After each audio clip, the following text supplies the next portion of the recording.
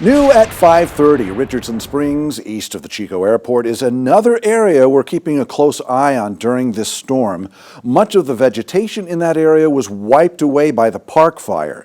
Action News Now reporter Brianda Lemus shares with us the concerns residents have about mudslides and possible flooding.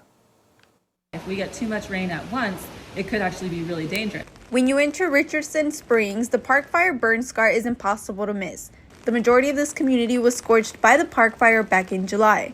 Since the park fire, the organization Youth with a Mission has done its own work in cleaning up debris, and again now near the historic hotel it occupies as the storm comes through. I spoke with one person who said she and her roommate aren't concerned about flooding, but definitely concerned about mudslides since they are surrounded by hills. But it does make me a little afraid of just, the dirt, like mudslides that could happen because of all the scarring and whatnot. But it did thankfully come slowly at first, the rain. So I know that was good to put down roots and everything. But now, this is a downpour.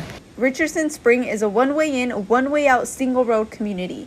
The road has multiple bridges, but this bridge is a concern they have with the possibility of flooding. So I had that same thought as I was driving up today, that I know what bridge you're talking about, and it's right by the house that was, the garage is burnt.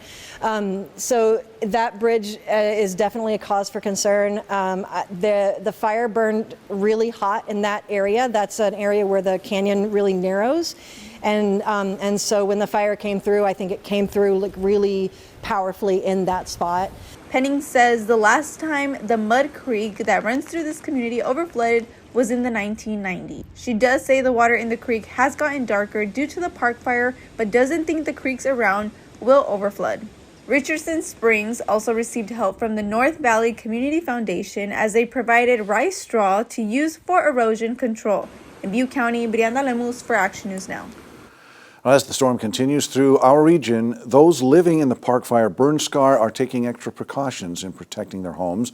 Debris from the fire has been removed from most homes, but some people are still in the process of clearing it out. Now, they say they're concerned, hoping the storm doesn't cause more damage due to debris flows. So far, Butte County Emergency Management says they have not yet heard of any reports of fallen trees or damage.